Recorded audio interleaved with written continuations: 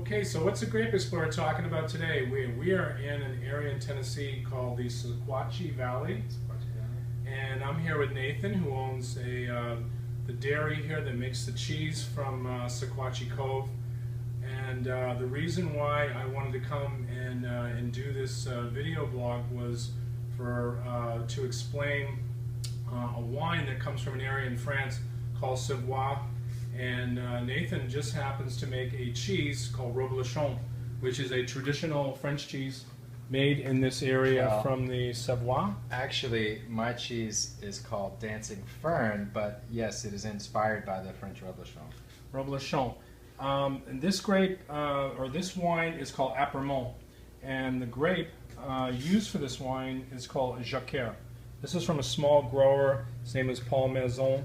And he does single vineyard Jacquard wines from an area called Apremont in the Savoie area of France. So I thought it was so unique that we could actually come here and try this wine together and pair Dancing Fern with this wine, because Jacquard pairs very well with this style of cheese, which we call an Alpine style of cheese, and what's very famous in the French Alps or even in Switzerland is the fondue.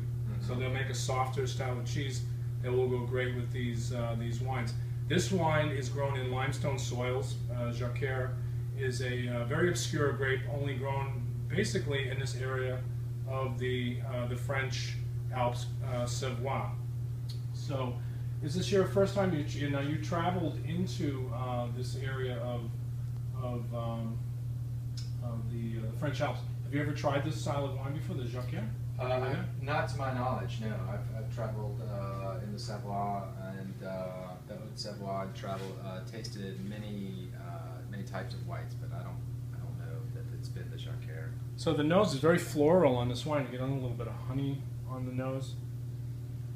And citrus. This is a 2012. Traditionally, you have to drink these wines very fresh and young.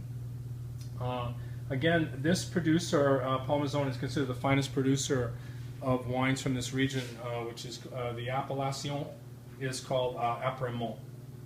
And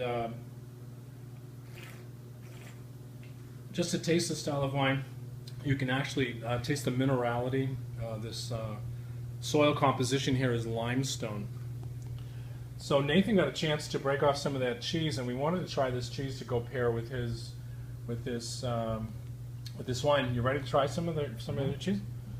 And you can explain a little bit about this style of cheese. How long is this aged for? This particular Dancing Fern? Well, this cheese is made with unpasteurized milk, so it's aged for a minimum of 60 days to meet FDA regulations for this type of cheese. So this cheese in particular was right about 2 months old. So we typically we try and release it right around 2 months. And this style of cheese that you make, apparently they can't import it into America from France because of the regulations. That's right, because real Reblochon in France is aged 3 or 4 weeks, maybe 5 or 6 at the most in the wintertime. So it's a beautiful cream. It's got a nuttiness to it, the cheese.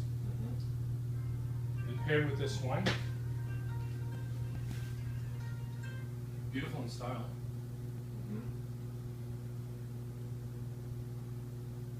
And you're probably one of the only ones that is making this style of cheese in the United States, because we really don't see it too much in stores. The Reblochon itself, the style of right, cheese. that cheese. I think there's a handful of people that are working with a Reblochon style cheese, but like you said, I haven't seen very many cheeses that are really similar to what we make. There's a specific dish that comes from this area called tartiflette, which this cheese is apparently the cheese that you're supposed to use in that recipe. So anytime I ever see a recipe, it always calls for a Reblochon, but unfortunately we can't get that. Right. So, but has anyone ever used this type of cheese to make that kind of dish here in America? Absolutely. So it's one we pass along to our customers that ask about that. the recipe and everything.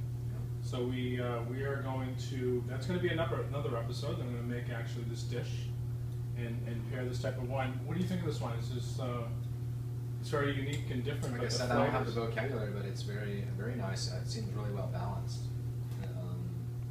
It's. We taste the minerality out of this wine. Again, that limestone soil is all around here too. So the Sequatchie Valley, or especially the Cumberland Plateau, is a lot of limestone, right? This whole area. Right. The plateaus are all kind of limestone. And you know, when you're making this kind of cheese, are you inspired of this area in the French Alps, this Savoie area? You just got back there. You were there a couple of weeks ago. Is it very much like the area here with the kind of the mountain range, or it's quite different actually. I saw landscape in the Jura. To me, looked a little bit more just topographically similar to the Cumberland Plateau area. I've got photographs that if you were to put pictures of the Sequatchie Valley next to some pictures from the Jura, the Franche-Comté area, then you might not be able to tell which is which, except for the architecture. But the Savoie, you know, it's you got some big mountains that.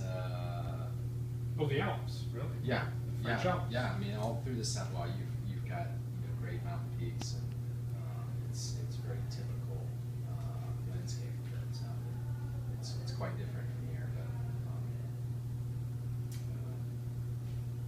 yeah. Well, this segment again, we wanted to at least find a wine that we felt would go perfect with Nathan's Dancing Fern.